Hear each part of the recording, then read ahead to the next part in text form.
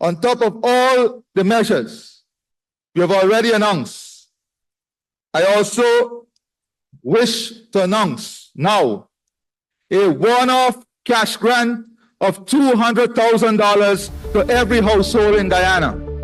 This has to be one of the most insulting proposals a politician has ever made. A one-time payoff of 200,000 Guyanese dollars to each household. Approximately 1,000 US. So the question the reporter has is, who's going to live off of only $200,000 Guyanese? And this is not per person, per household. The reporter believes that Mr. Ali, the president of the Republic of Guyana, does not actually live in Guyana. Because if he did, he would know the price of bread. Because by the time you buy some celery, callaloo, and belange, that money's pretty done. But enough left over to buy a cup of mabi. Many of the constituents are now telling the reporter that this is just a ploy to buy votes for the next election. As of 2023, Guyana has become the second richest country in South America, thanks to the discovery of oil. That means with Guyana's population only being 750,000 people, the government has enough money to give each person, not household, each person $1 million US and still have to build Guyana into a first world country. Have a look at this animation. It illustrates Guyana's climb in GDP in the last 10 years. In 2013, Guyana was an impoverished nation, the second poorest country in South America. But as the years went on and the increase in oil production, Guyana began to climb the ladder of wealth. And by 2023, 10 years later, Guyana became the second richest country in South America. Take a look.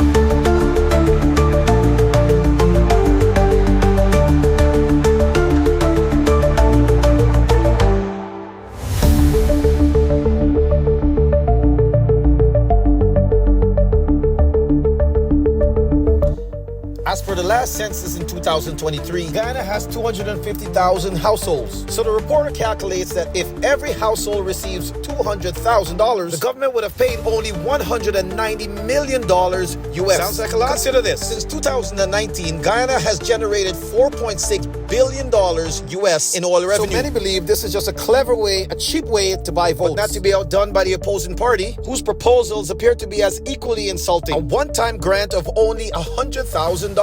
Their proposal as per news source. We are going to be given, as I suggested on Thursday morning on CAMS TV, $100,000 to Guyanese residents, adult Guyanese residents.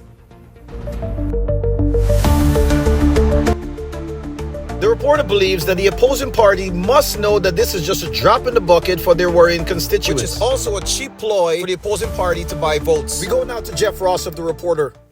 In 2023, Guyana's oil revenues saw significant growth. By the end of the third quarter, Guyana had earned approximately $1.038 billion from oil, representing a 32% increase over the same period in 2022. The government collected about $872 million from profit oil and $165 million from royalties.